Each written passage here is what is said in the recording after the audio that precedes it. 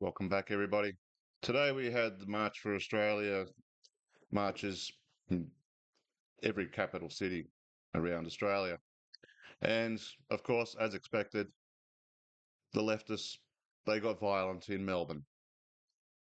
They don't seem to be as bad in New South Wales and Sydney, but they're a different breed in Melbourne. They've been given too much free rein and the cops have had enough. Do you agree with the cops' reaction, police reaction?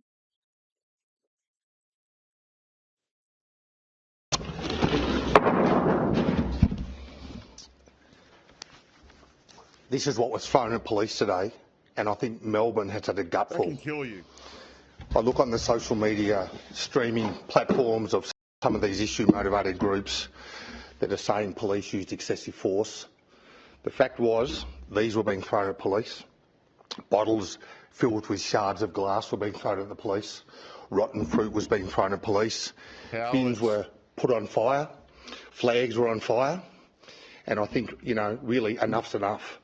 The disruption to Melbourne, to the general public who want to come into our fine city, the disruption to businesses, we really need to find an answer of what we do. These are people who come, they're not coming to protest.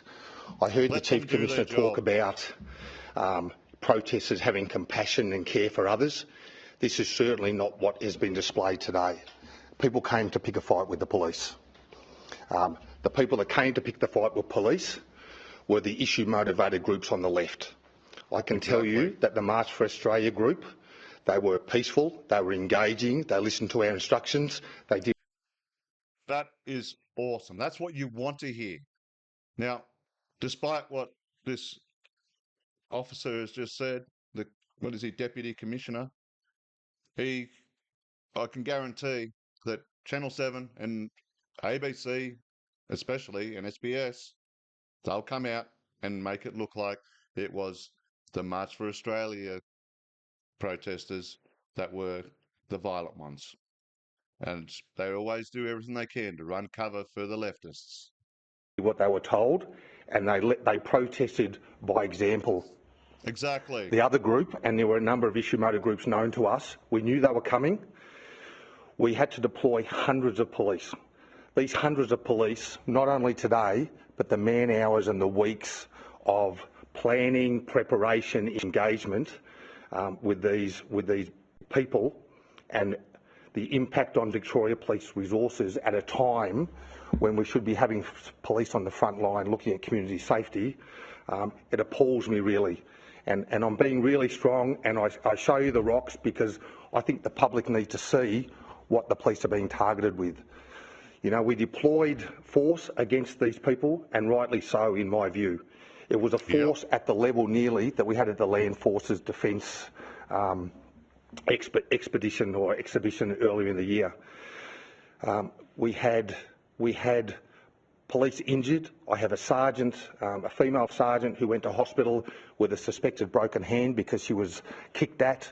I have a member with a nasty gash on his leg from Corio. We are drawing police resources from all around the state to police this protest activity in Victoria, in Melbourne, and it happens every week without fail. Now, there are people that legitimately come to protest, but there are people who don't.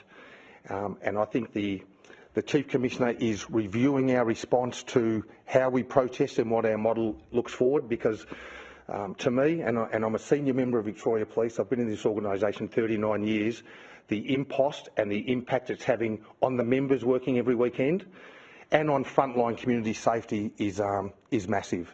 So I just ask you, it's not a small rock. No. We had our port members who come out with their riot gear and their shields. These rocks were cracking some of those shields today. So they're being thrown with force. They're being thrown with the view to harm our members. They come, they're cowards. They come in face coverings. They come in masks. They come with hoodies on. They hide behind each other. You can see them. Today they had the umbrellas up. They duck down behind the water-filled barriers. They duck down, they pull the rocks out of their bags, and they throw them as hard as they can at the police. Absolute and it's got to stop.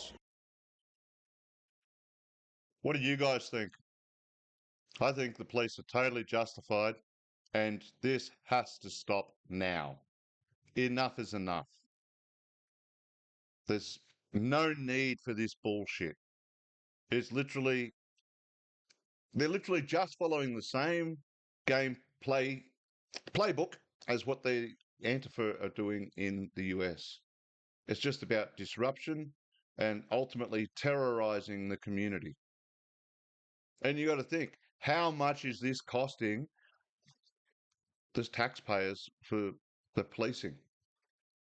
Millions and millions and millions of dollars. You'd be looking easy tens of millions of dollars every year. I wouldn't even, in a way, I wouldn't even want to know just how much money is actually being wasted because of these useful idiots. And I hope the police crack down on them hard. Enough is enough. I hope you guys like this. Please like, share, and subscribe. I'll see you again next time.